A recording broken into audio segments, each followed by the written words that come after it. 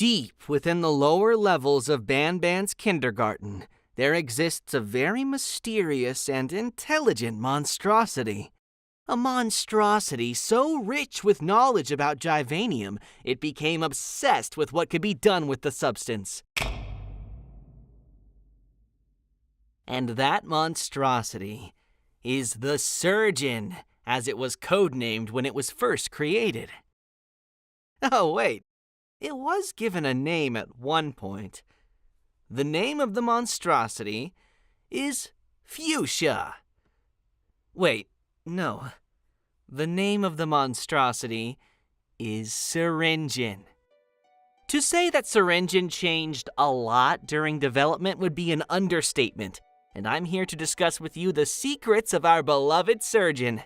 The Garten of Banban cast each have their own detailed story and personality, and that's what makes Garten of Banban unique. Join me on the second episode of the Banban Chronicles, narrated by me, Ty Coker, the voice actor of Bitter Giggle, a series where we dedicate each episode to discussing the histories and secrets of a member of the Garten of Banban cast.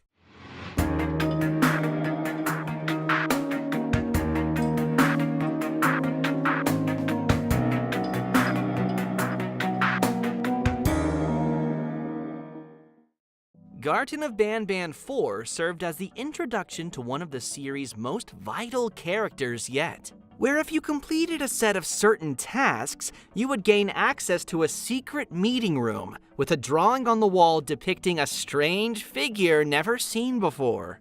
And that figure was Syringeon, a four-armed, fuchsia-colored, surgeon-like figure whose name consisted of a portmanteau of the words syringe and surgeon. But what if I told you that Syringeon's final appearance is the last of many iterations that came before it, and that he looked very different from when he was first sketched? The first iteration of Syringeon was first sketched when the Euphoric brothers were playing cards while drawing concepts in a nearby notebook. Liking what they doodled and thinking they could make something bigger of it, they got to work. The result was what you are currently seeing on screen. This is a recently recovered image of Syringeon's first iteration.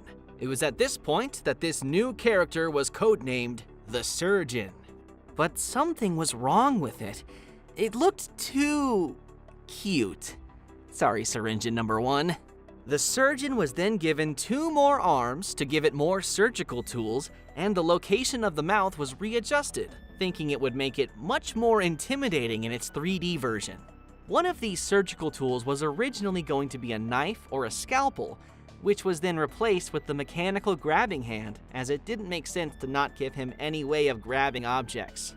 And also to make this new character stand out more, its color was changed from the light blue it originally had to the final fuchsia color it currently possesses. As a result of this new color, it was temporarily given the name Fuchsia, which the name Syringeon was later used as a substitute for. And with that, the Syringeon in his 2D form we know today was born, where he later finally debuted in his physical form in Garten of Banban 7, with voice actor Ray O'Hare playing his role, who, as a fun little bonus fact, also played the train conductor in the Euphoric Brothers' other game, Human Apocalypse.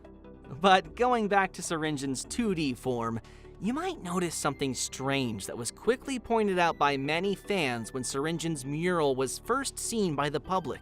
Take 5 seconds to try and see why Syringeon looked off compared to all other wall murals of the franchise. Do you see the problem yet? Huh? Do ya? Huh? That's right. Syringeon's eyes were brown, and he was the only one of all other characters that was like this. But rest assured, this has nothing to do with lore. It was a simple oversight, and it was fixed in later games. But early concepts and wrong eye colors aside, what if I told you that Syringeon's story was originally going to be much different from what it ended up being in Garten of Banban 7? In fact, the entire chapter originally played out completely different from how the final version of Garten of Banban 7 plays out. The story for the chapter, much like most chapters, went through many different scripts. And while most versions of the script have been lost or deleted, one remains intact. In this early version of the script, the overarching goal of the game remained the same. In alliance with Syringeon, you entered Syringeon in search of Jumbo Josh. But Syringeon was very different. The mayor of the city was much more tyrannical, where he ruled over his citizens with an iron fist. He was much more reminiscent of a cult leader than a mayor, but he was still willing to work with the player to achieve his goals despite his hatred for humankind. Instead of the fully lit city you enter in Garten of Banban 7, you instead find yourself limited to a single block, with long walls enclosing what remains of the city. These walls would constantly be banged on by hungry, naughty ones trapped on the outside, unable to enter because of the light. From the balcony in Syringeon's office, you would be able to see a faint light in the distance, which Syringeon explains belongs to a tower that Jumbo Josh is nearby. The secondary goal of Garten of Banban 7 would have been to try and reach that second tower. But there was a problem. Aside from the tiny part of the city you're trapped in, everywhere was dark, which also meant everywhere else was infested with naughty ones. Through puzzle solving and fighting the notified army one by one, you would slowly but surely restore power to different parts of the city, allowing you to finally reach the tower. It is during these expeditions to try and restore power that the majority of the action took place. The Givanium baby would have been encountered in one of the buildings. The notified Bittergiggle would have been his own mini-game instead of the chase sequence he ended up getting in Garten of Banban 7. Kittysaurus was supposed to have been trapped in a pit that the citizens would have been standing around ceremoniously, where you would help her escape as part of a puzzle. A sequence where you enter a courthouse and Sheriff Toadster judges you for your crimes before the lights go out and the entire building is swarmed with naughty ones. But most interestingly, a crazed Sheriff Toadster was scripted to trap you inside of a grocery store, inside of which you would have had to get a phone to work where you call Syringeon for help, after which he sends a loud contraption to scare the crazed sheriff away. Not notified, but crazed. This contraption would dramatically slide towards you through the darkness, which turns out to be a loud mobile power generator. After escaping the grocery store, you would use this generator to play a mini-game where you push the generator into dark blocks of the city. Once activated, it would light up the area temporarily, giving you some time to enter and scavenge the nearby buildings for supplies that would allow you to fix power boxes that would light up the area permanently. But you gotta do it quickly because the generator only stays on for a few minutes, and if it deactivates, the block goes dark again and it would require you to reactivate it again manually. So if it goes dark while you're scavenging in a building, too bad.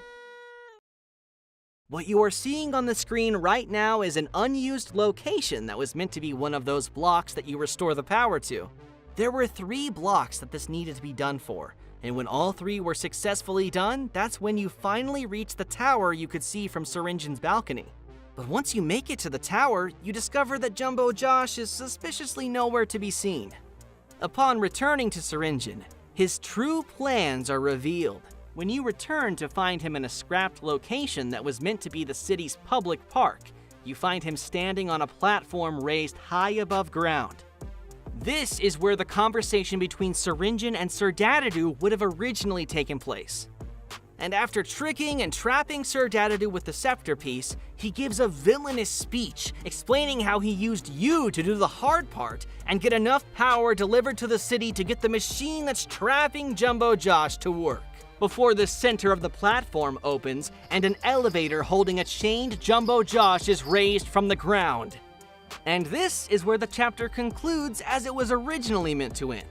As with the last Banban Chronicles episode, please do let us know your thoughts about this original version of the script. This sequence of events turned out to be much cooler on paper than it was a playable experience, and that's why this version of the script was scrapped for the most part.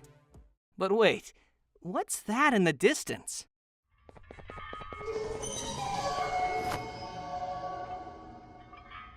Stay tuned for the next episode of the Banban Chronicles, where the secrets and history of another character will be revealed. Comment down below which character you want to learn more about next, and say it with me, keep on Banbanning!